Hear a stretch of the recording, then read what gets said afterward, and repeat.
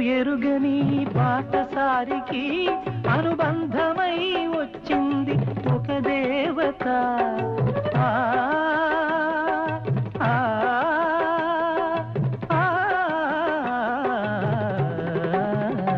బంధమంటూ ఎరుగని బాటసారికి అనుబంధమై వచ్చింది ఒక దేవత.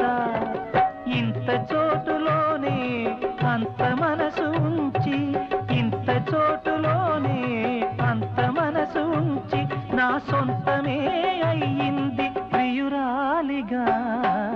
ముద్దబంతి నవ్వు